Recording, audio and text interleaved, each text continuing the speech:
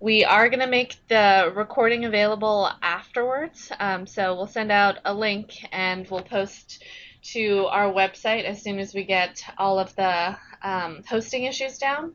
I am going to mute the audience, but if you have a question, and we encourage questions, please do type them in the chat window. Chris, am I forgetting anything else? No, that's it. Thank you very much, Christine. So good morning, everybody, and thank you for taking the time to join us this morning for our sneak preview of Skype for Business, otherwise referred to as Lync 2015. We'll talk about that name change and why the difference as we go throughout today. And really, the reason we wanted to get out in front of this is we're getting a lot of questions from customers about the name change and about the next version and what it's going to mean, transitioning to that Skype brand. And as we look at that, the inevitable merging that we all knew was coming of Skype and Lync once Microsoft acquired Skype several years ago. So we're going to step through that today. We're going to start out going through sort of why this is happening and sort of what it means, and then we'll do a quick sneak preview of what we can and what we can show at this point of where Skype for Business is and what you can expect and some of the thought processes you might want to have, and also what impact it might have if you're currently in progress of a Lync 2013 deployment. And what does it mean to someone who was in the planning stages for Lync 2013, and what are your inflection points and what are your decision points on moving forward or swapping to or deciding to wait? So we'll step right into it. And when we think about communications, right? So just to set the table, for those of you who haven't heard this before, there's really three parts to what we call unified communications and collaboration within the Microsoft world. So the first is what we call asynchronous communication, right? Person to machine. That's things like email, faxing, voicemail. I'm not actually communicating real time with another person. That all sits in the Exchange world. Then there's the content and the items that we're collaborating on, right? We don't connect with people just to connect. What are we actually collaborating on? And the repository for all of that information is SharePoint and OneDrive, right? So it's our place to keep our people, our processes, our content, all of that information that we're going to collaborate on together. And that information is going to sit resident in SharePoint. So that leaves synchronous communication, real-time, voice, video, IM, presence, all of those real-time communications you're going to have with another human being. And that's where Lync has always sat. So when we think about that, this is an upgrade now to that Lync world, to that real-time communication. So anybody who needed sort of to understand what that separation between Lync and Exchange was, that's it. If it's real-time, it's going to go to now Skype, and if it's asynchronous, it's going to go to the Exchange world. So when we think about that communication, we think about that collaboration, we look at that modern workplace, people working from home, people more remote, people accessing information from anywhere, anytime. How do I collaborate with them? How do I connect with them? And what tools can we provide to bring that remote employee more involved into our day-to-day operations at the corporate headquarters? So that's where the real crux of what we're going to see today is hitting on, that communication across your organization regardless of location. So what are the different components we're really talking about in that real-time communication, right? We're talking about audio conferencing, video conferencing, web conferencing. We're talking about instant message, base telephony, as well as voicemail, and some of those, remember, that's more going to sit on the Exchange side, but you can't separate it too much because people associate voicemail more with the telephony side, even though it's really more of an asynchronous communication. So when we think about the Lync world, this is where we've been for the past few years. If we go back through the history of the product, back all the way to LCS, through OCS, Office Communication Server, up through Lync 2010 and 2013. Lync 2010 is really where we started marketing Lync as a PBX replacement. There were plenty of customers who were using OCS and OCS R2 as a PBX replacement. We're using it as their enterprise telephony system, but it wasn't truly marketed that way because there were still some features, things like Call Park, and hold and some ACD functions that just didn't exist in the OCS world that they added in Lync 2010. And that's really when Lync matured and became an enterprise class PBX. So since the early Lync days, we have been deploying it for people as that full communications, real-time communication platform. So when we think about the other side of that, of Skype, what has Skype been? Skype has been that same thing, but on the consumer side, for organizations, for individuals to connect and collaborate with each other, that video IM presence. It's one of the things that actually made Lync so easy to deploy, because most of our user base was already familiar with instant messaging, was already familiar with presence, was already familiar with collaborating with each other in that way. And in fact, Lync was the answer to people not using the public services, because we had an extra requirement there of security and compliance and being able to record or audit what people are doing. That just didn't exist with the public IMs. So when we take those two worlds and we're going to merge them together, we're going to get a pretty powerful product. So again, when we think about Lync, again, simplifying how people are communicating. When we think about Skype, it's that consumer side, breaking down the barrier. The other big thing, I'll state it right here, why the brand change? Why go to Skype? If I went to most organizations and I went up to your average user, the CFO, the CEO, anybody not in technology, and it was an organization who wasn't using Lync today, and said Lync to them, they would have no idea what I was talking about. I'd have to explain the features and functions. And most of the time when I explained it, I would say, are you familiar with Skype? And they would say, yes. Well, there you go, right? That's what Lync is. It's just on the corporate side, and voila, they get it. So because of that, the brand, that name, Skype, conveys a set of functionality that most users are familiar with. So by moving to that name, by moving to the Skype brand, it's a brand awareness or marketing awareness for your user population, that they now understand the functionality we're talking about because they're familiar and used to using it in their personal lives. So that name brand change is really going to be powerful in helping people understand the power of the tool and what it can do, versus needing to have it explained because they've never heard of Lync before, or they weren't familiar with the feature set. Because there really was a 90% overlap of features and functions. So when we talk about Skype for Business, what isn't it, right? Because a lot of people, and a lot of the questions and fear I've gotten is, am I going to have to run it in the cloud now? Or am I still going to be able to run Skype for Business on-premise like I do my Lync? And the answer is yes.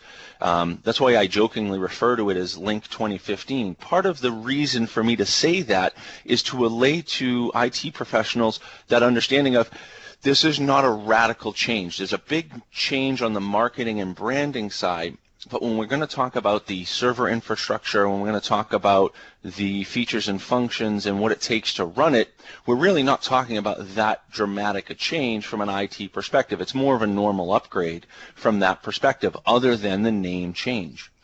So it really is that that next version of Lync, that next wave of update. Now, what it is going to mean is a tighter integration to the consumer-grade product, that cloud-based service.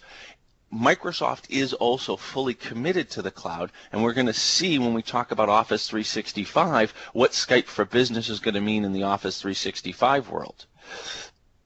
But like everything else in the Microsoft solution set, you still have that freedom of choice. If you need to run it on-premise for some reason, you're still going to have it. And now you're going to have that best of both worlds, right? That combining of the consumer side product that people love with the archiving, security, controls, and architecture of Lync. And again, any questions, feel free to put them in the IM window, and I'll happily address them as we go through, or I'll tackle them at the end. So what are we talking about? What are we talking about it looking like? I'll throw the caveat out. All of these now are mock-ups of what they believe it's going to look like and what the current betas are going to look like. It's not a guarantee of what the final is. We're just getting ready for what's called the TAP program with this coming up in the next month or two, where the early release will be coming out to partners and select Microsoft customers for them to test it out and beta the software for Microsoft. So still some time for some things to change, but really what they're looking for is to integrate that Skype experience, some of those Skype icons and features with the Lync security and controls. So for those customers and people used to using Lync today, what might change from the UI? The Skype noises is one of the things we have heard and seen in the alpha releases and different things going on internally. Is it's transitioned to using that Skype disconnect and connect noise, or using the Skype ring for a phone call. So it's a lot of those Skype look and feel or Skype icons. You'll see, again, those of you familiar with Lync 2013, it's very similar buttons to the hang up and answer and those buttons we have today, but maybe they got a little larger. And one of the reasons for that we'll get into in a minute, but we're moving again more to that Skype look and feel from the client, but you're still going to get a lot of that Lync look and feel too. It really is going to be a blending or best of both worlds. When you think about that video capability, things like full screen video. Right now, when we do video and we have our call view or our max view for a one-on-one call, it doesn't go absolute full screen, and things like that, maximizing screen space, things that Skype does do that we're going to bring over. But again, we're going to keep all of that back end, content sharing, those controls, that integration to rights management. There's some features that a lot of people aren't even aware of in Lync, where if a document is rights protected and not to be shared externally, and I go to share my screen with Lync, it actually notices that the Office document is rights protected and will actually gray out my screen and not share it if I accidentally pull it up, because that document's not allowed to be shared. So it will actually, there's a lot of intelligence built into Lync and how it connects to the other Office applications, and none of that's going to go away. We're still going to maintain all of that security, control, and auditing that we had in the current version. So some of the other big changes, color. There are some of the early mock-ups is that you're going to be able to do some color look and feel, again, that blue background of Skype. Again, we're still going to maintain support for Android, iOS, and Windows devices. We're going to maintain all of the interoperability that Lync has had, and in fact we're going to increase it. We'll talk about that in a slide or two, but we're going to increase some of that interoperability with not only the Office apps but with other video and voice solutions within your organization. So again, keeping all of that in place, still keeping that common icon placement. So the disconnect and connect buttons are going to be at the bottom of the screen just like they are now with Lync and with Skype. So we're going to keep a lot of those same look and feel so that we don't have to completely retrain the users, right? We don't want to change so much that it becomes a burden to train users.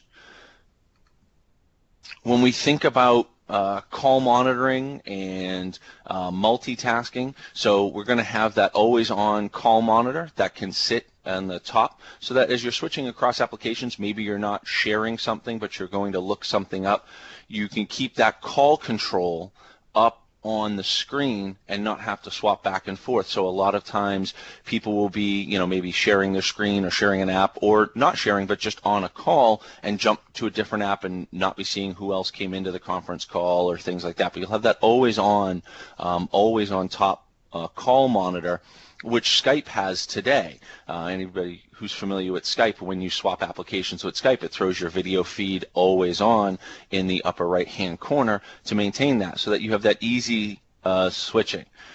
Again, those users familiar with Skype, this will be a feature set that a lot of people have been asking about for years in the Lync world.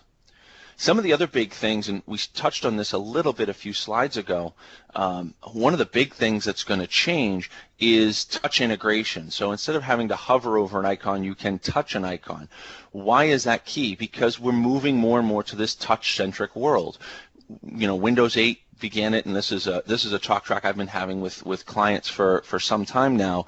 In the next X number of years, everything's going to be touch, right? And the debate is how many, right? Is it going to be 2, 5, 10? Who knows? But in some X number of years, everything's going to be a touch device. So Microsoft is really leading the way in that and trying to be innovative and deliver solutions that enable that touch environment, so that when you're on a Surface tablet or an iPad or an Android device or any of the various devices, that touch-centric mentality can come through, but we don't want to ignore the keyboard and mouse. You've seen in Windows 10, those of you who have gotten to see a preview of it, that Microsoft is trying to blend that touch and mouse and keyboard environment, because not everybody's there on touch yet. But we do want to enable that touch world. So fewer clicks, easier to find your buttons, make things fewer layers deep. You don't have to click into invite attendees, go 2 tabs over, and get to somewhere. Instead, we're going to put buttons right there that you can touch and go right to it. So you can see the transfer call button or swap device button or hold button are right there at the front of the call control and no longer buried in the menu system of a call. You don't have to click on the phone icon and go over to transfer the call. We're putting that transfer call button right at the front call control screen. So things like that, just to make it easier and make it easier in the touch world. One of the other big changes is going to be browser-based experiences. So when we talk about people being able to access it from any device, or people being able to bring that information in, we want to have people gain access to that information. Lync and even OCS had a web client. And not a lot of people used it because, to be honest, it was a little kludgy, and it worked, but it wasn't the same as the full rich client. Well, with Microsoft's focus on Office 365, you can see here kind of a mock-up of what it might look like when we're bringing Lync into that browser-based experience. So if you think about someone accessing your Office 365 portal and getting access to information and being able to IM right from within an email doc. So, here's just an example of a workflow. Someone opening up an email, I decide I need to instant message Amy in response to this, and it pulls up the IM window right within the body. So again, that plug-in, no full client needed, easy conversation switching, context-based IMs, so that I'm IMing from within the context of an email. All those great features of Lync, just taking it to that next level. And again, offering all of the functionality from the browser base. So IM, voice, video, and content sharing, right? In some of the previous versions of the web client, you didn't always have all the functionality. You could do some things, but you couldn't do everything. Now we're going to have a full client in the browser. This coincides or builds off of something from the Lync conference last year of JLink, or the Java-based Lync client that Microsoft released for business-to-consumer-based IM, being able to put on your website, would you like to IM with an agent, or would you like to IM with a sales rep? That functionality that was already added in or announced for Lync and now Skype for Business, so that browser-based customer interaction, so not just B2B or employee to employee, but B2C, right? Connecting with your customers through the browser and giving people an easy way to integrate. There's a lot of organizations who over the years used Skype for interviews. They would set up either a remote kiosk or just tell people, download Skype, because most people had a Skype account, and they would use Skype and that consumer-to-consumer way of interviewing someone remote or connecting with an external party remote. There was a lot of organizations who did that over the year. Well, now you can bring that in, go to our HR portal or our career site and click on this link, and here's the password, and then now you're in, or no password and just click on the link and I'll be watching for you type of engagement. So really bringing that connection to your customer base. One of the big things I'm happy to announce, though I'm not, I will point out to the timing of it, is that they're going to completely redesign the Mac client. So this actually coincides as well with a complete Office announcement for the Mac. So there's a brand new version of Office coming out for the Mac, and if you're interested in that, Microsoft does have some great blogs, and the Office and Office 365 blogs are great sources of information for sort of what's coming and expected dates and features and functions and other discussions. They're really great blogs to check out, and so they've announced through the blog the next release of the Mac Office for Macs. So again, there's going to be a Skype-inspired UI coming to the Mac that will update that. It is not set for release until early 2016, so we're talking about 12 months, just over 12 months for the updated release for that client. Now, Skype for Business is going to be backwards compatible with the Lync 2011 client for Mac, so no reduced functionality for these users, but it's going to take some time for the new clients to come out. You'll likely see the mobile clients come out before the Mac version, so you'll see iPad, Android clients come out before the Mac client, but then the Mac client is due out early next year.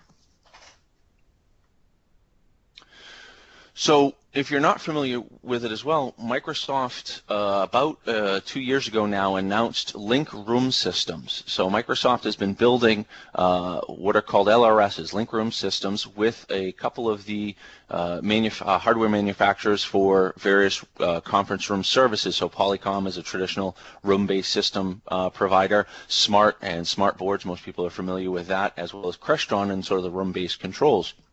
All three companies are involved in the LRS program and rolling out room-based systems for Lync, because it was one of the areas that was often missing. If you've got an existing investment in Polycom or Cisco infrastructure for room-based systems, that's fine as well, because Microsoft has announced the interoperability server. So there's going to be a new interoperability server available actually for both Lync 2013 and Skype for Business, so it's not even going to require the upgrade, where you'll be able to connect Lync directly through this interoperability server to 323-based room systems without using something like Blue Jeans or or a Polycom bridge. And the reason that is key is because on a Polycom bridge we require a lot of resources to bring Lync in. Polycom's been working on some solutions on their back end with the server side, but Microsoft has also taken the initiative and released the interoperability server so that we can do interop with 323-based room systems. So now with Skype for Business, you're going to be able to leverage that existing investment in your existing room systems, migrate to Lync room systems if you want, and there's a benefit and a whole conversation we can have around Lync room-based systems and their benefit contrasting to the other stuff that's on the market. But then also bring desktop video to the masses. Here I am, we're doing this webinar, and I know every once in a while you catch me looking up because I put my video up on my upper screen and my presentation's down on my lower screen. So, but I'm doing video from my home office, and I collaborate with my peers up and down the coast. And so you're bringing that desktop-based video into your room-based systems and then bringing it all together. One of the big things that's going to enable that is some of the codec changes and things. So if you're familiar on the back end with Lync, we were running a bunch of different codecs, RTA, RTV. Microsoft was moving towards H.264 as a standards-based for video. They're also now going to bring in that Silk codec from Skype, which is a great codec for handling both low bandwidth, more challenged networks. It's a lot more robust, and it's one of the things that has led Skype to be so popular across the world, is that it handles various locations so well. It handles low bandwidth or more challenged networks in a great fashion. So bringing that Silk codec now into Lync and presenting as an option for your communication. The other big thing, again, on-premise or in the cloud, some of the things that are announced but no dates or hard dates have been put to them yet, things like PBX in the cloud. So everything we've looked at, both on-premise and the cloud, we're still at that same Lync point today where if you want to run Skype for Business as an enterprise class PBX, you're still going to need to run it on-premise today. Now, Microsoft has announced that in 2016 they are going to offer hosted PBX in the cloud through Office 365. The other big announcement is how the upgradability of Lync to Skype for Business. So for anybody who's been in the industry for some time or taken a certification exam for either server or desktop at any point, we've always had the ability in the Microsoft solution set to do an in-place upgrade, right? To do an actual in-place upgrade. And whenever, I've been a certified instructor for the past 13 years, whenever I taught this to my students, the first thing I would say to them is, yes, here's all the information about doing an in-place OS upgrade. And here's why you will never really do it. And you're never going to do that because here's all the inherent flaws with it, and it doesn't really work all that well. And that's been true in our industry forever. Well, Windows 10 and Lync 2013 to Skype for Business are the first times we're really seeing in-place upgrades come to the forefront as something that is a viable solution and is something that works. So we've seen it now with Windows 10. I've been piloting it for a while, and Lync 2013 to Skype for Business upgrade has been announced that an in-place upgrade is in fact all you're going to need to do, because it's going to be the same server architecture on the back end. We're still going to have a front-end pool. We're still going to have an edge server. It's still going to need some form of reverse proxy in the DMZ. We're still going to have a monitoring server role co-located with the front end. We're still going to have a SQL database on the back end if we're running true enterprise. So the server architecture really isn't changing. We might be adding in that interoperability server role if your organization needs it, but that's really only the major infrastructure change. So if your staff and organization is familiar with running Lync 2013, they've already got a leg up on Skype for Business because that architecture is going to remain mostly the same. And we're going to have that ability to do in-place upgrades. And there's still a lot of organizations who are going to be gun-shy, and if Lync is your existing PBX, doing an in-place upgrade and having downtime may not be something you're comfortable with and you want to do a side-by-side upgrade, and that's fine as well. That still would be an option, but that in-place upgrade is there. So when we think about your timing for your Lync 2013 project, if you're in progress, there's no need to stop. There's no need to halt because the server architecture is going to be the same. We're still going to be able to virtualize it. In fact, it's still going to be encouraged to virtualize it. We're still going to have all of that great features and functionality and control. We're just going to upgrade the back end. So that's, again, I keep going back to, from an IT organization, I do sometimes refer to it as Lync 2015 just to convey that message of it's still Lync, it's just getting a name brand change.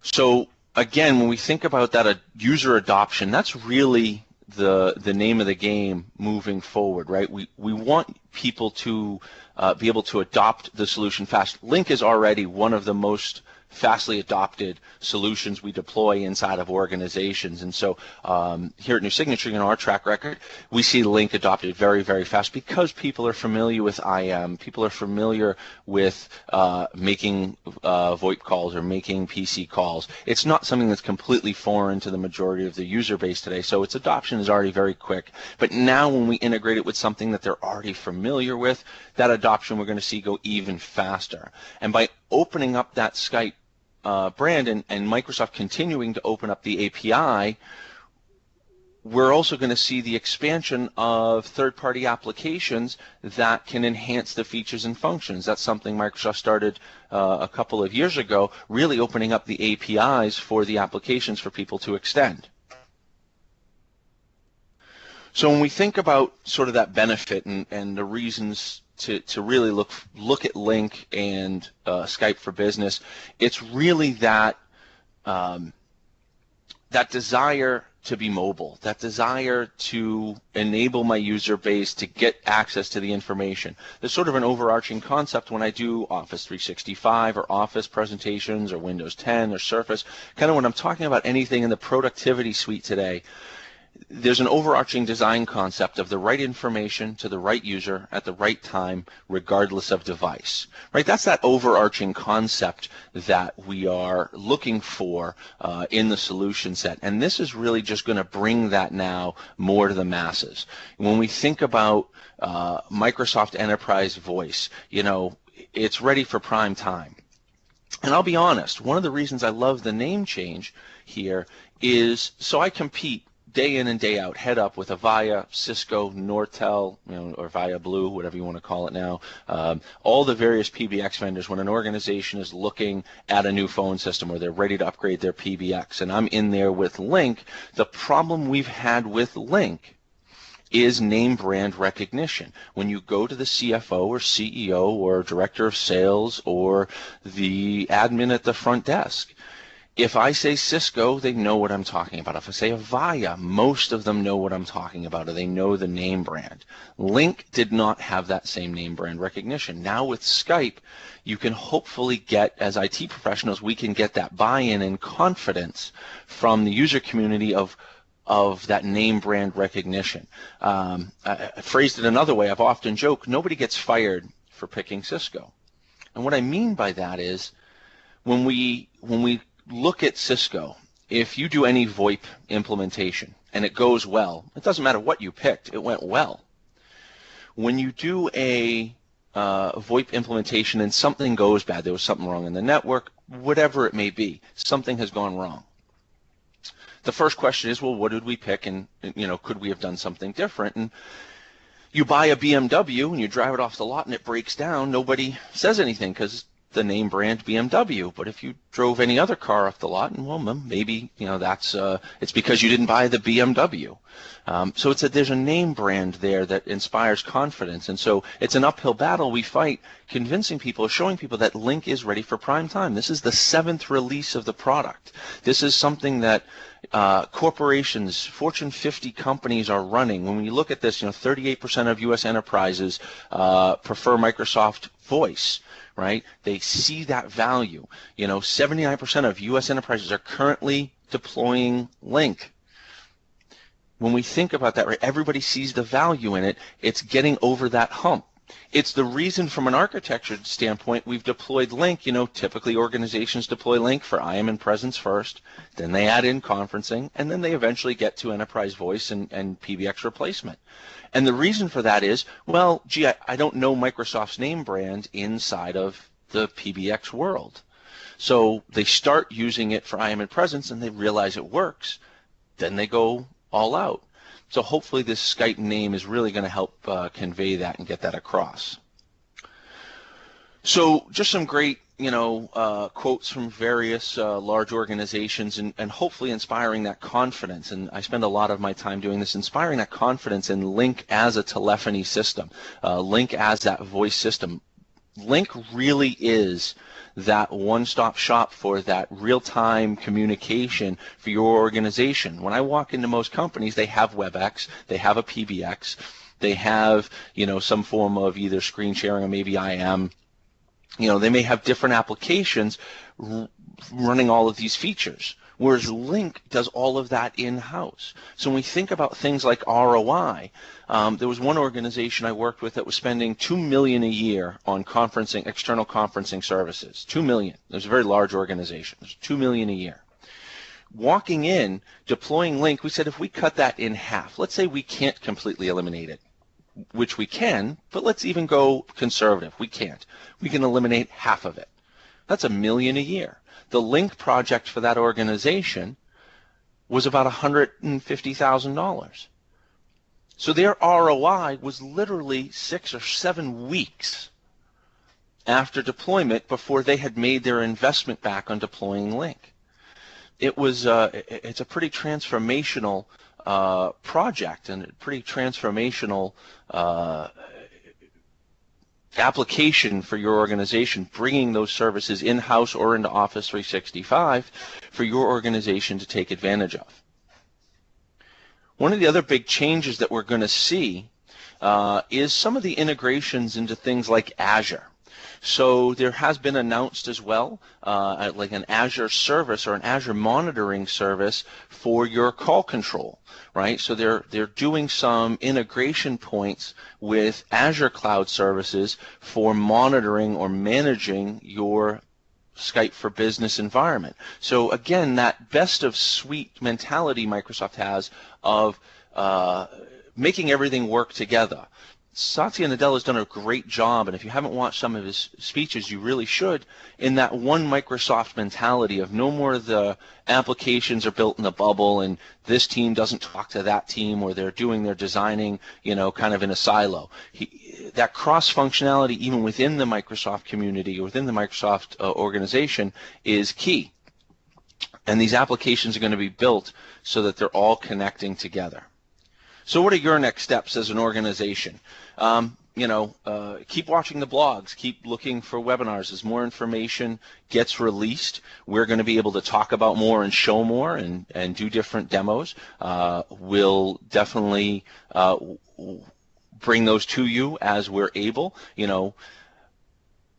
Map out your approach. What's your roadmap? What's your plan? Have you looked at Lync for your enterprise telephony? Have you looked at where Lync 2013 can help you, and have you prepped your environment for it today? Where are you in your cycle? That's a conversation that we can come in and help you with, and help you understand where you are in your deployment cycle, where you are in your planning cycle, and get an idea of your roadmap. And then preparing. A lot of the same preparation tools within your organization for Lync 2013 and Skype for Business are the same. The network analysis, the bandwidth calculations, server architecture, design, support, TCO, a lot of that's going to be the same. So a lot of that planning is still valid. So you can still plan your organization and get ready depending on the timeout. And then again, roll out these features, get them out to users, get people prepped for it, and get that information in their hands. So a lot of great ways that you can do some prep work over the next few months. There still is no hard date announcement for Skype for Business. It's still listed at first half of 2015.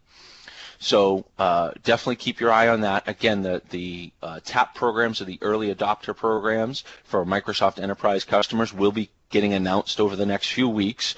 So definitely talk with us or your Microsoft rep if that's something you're interested in, and something interested in volunteering for those programs.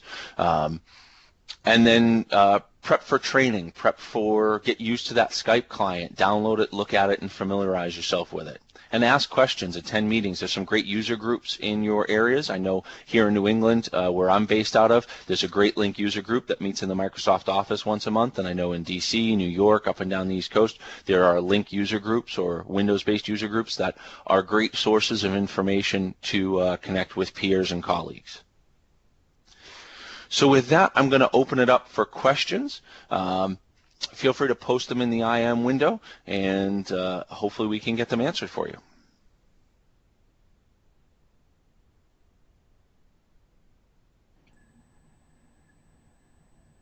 Maybe you were too thorough, Chris. Again, don't hesitate in your planning for your Lync 2013. If you're in flight, if you're in progress, there's no reason to stop. I've got many customers who are in that. We've been having that discussion repeatedly. What's the go, no-go line? If you were planning on doing a Lync 2013 deployment in the March, April timeframe of next year, that's maybe more where we start thinking about, okay, but if you're in progress or had just started or planning in January, there's no reason to stop. Again, because of that in-place upgrade, because of the similarity in the infrastructure, there's really not too much of a need to sort of hold off at this point. It also depends on your organization's standpoint of being an early adopter. I know there's a lot of organizations who prefer to be more in the middle of the bell curve as opposed to the front of it. So if you're not really interested in being at the front of the bell curve, you're still probably 9 or 10 or 12 months away from deploying this. So there's really no reason to hesitate. We will share out the deck. So I did see that there was a question of can we send out the deck? Yes, we can, but there may be a delay. So a couple of these slides, there's still some stuff that we can't release in hard copy yet. So we will release a copy of the presentation and of the slide deck, but it may be another week or two before we can actually release that. So we will get it to you as soon as we can. Again, the blogs are a great source of information. There's actually a Lync blog. Jeff Schertz, who is one of the foremost, he's one of the MVPs. I'll make a plug for Jeff here. Jeff is a great source of information. If you're not familiar with Jeff Schertz's blog, you definitely should become so. Anybody who deals with Lync should be familiar with his blog. Great sources of information, and being an MVP, he may get access to data even before I'll get my hands on it.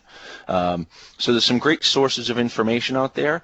There's a lot coming. If we take a step back even and look at sort of the grander picture within the Microsoft solution set, for those of you familiar, about a year and a half ago, 2 years ago, we had something called the season of launch. Microsoft dubbed this period of time the season of launch. Pretty much every application got an update in this 6-month window. Well, season of launch 2.0 is about to begin. Windows 10 has been announced. The next version of Office has been announced. Skype for Business has been announced. We're going to see announcements over the next few months of the next release of Exchange and the next release of SharePoint. And so pretty much the whole productivity suite is going to get another major revamp. And we're going to see some changes in how Microsoft approaches some of this stuff and how Microsoft approaches their release cycles. One of the ideas is to get more features out quicker, not wait for major releases. Users are more able to adapt to one change a month than 20 changes at one time at a point in time in a year, right? So those slow releases, or rather fast releases, but only changing a few things, you're going to see more of that from the Microsoft solution set. There have been 4 features released in Office 365 Exchange that I became aware of through discovering it and stumbling upon it before I saw the press release come out later that afternoon of features and functions that are available to you as an organization to turn on for your users. So you definitely see a lot of that. So there was a question about the Azure monitoring service. So there's not too much more I can get into yet. A lot of that is still fairly tightly wrapped. But it's, again, it's that integration. If you think about that cloud-first mentality, if you're eventually running Lync Azure phone system in the cloud, but I need to do call monitoring, I need to do call detailed reporting, right? How do I do call detailed reporting today in Lync? Well, there's a SQL database, and Lync has some call detailed reporting built into it, but there are some organizations who need different reports than that does. Today, you can do an SRS report. Anybody who knows how to write a SQL report can go in, grab the data from the SQL database, and generate their own report. There are also third-party ISVs that have written applications for Lync 2013 to do detailed call reporting for the legal vertical or for call center or any other type of vertical. There are all of these call detail reporting third-party applications that we've been using for years if you don't want to write your own through SQL. Well, when we move to Lync in the cloud, or Skype for Business in the cloud, and you don't have direct access to that SQL database, how are we going to do that call detailed reporting, right? These are the things Microsoft has been thinking about. So we need to offer services to do call detail reporting or get access to that. And the only way to do that is to either give you access to the raw SQL data so that you can write your own report, or that an ISV can write a report against it. In a multi-tenant environment, I can't do that, so I somehow have to copy your data out. There's a lot of things on the back end and moving parts here that Microsoft is thinking about, those features and functions that you're using on premises today. I can't guarantee everything I just laid out is exactly how it's going to work, but Microsoft understands and is doing a lot of due diligence on how people are using Lync 2013 today from a compliance, security, management standpoint, and they need to make sure that if you go to a pure cloud-based service offering, you can do those same things. So that's where those Azure monitoring services and those Azure reporting services are going to come into play, and being able to do a lot of that functionality.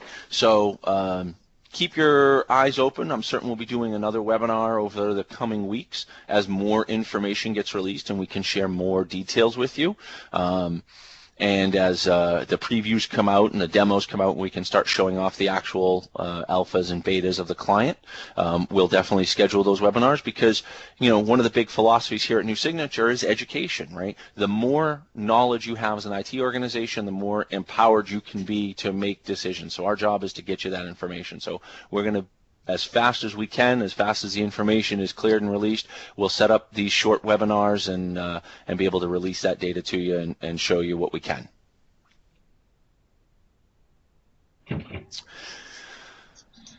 All right, not seeing any other questions. I want to thank you all so much for your time today. I know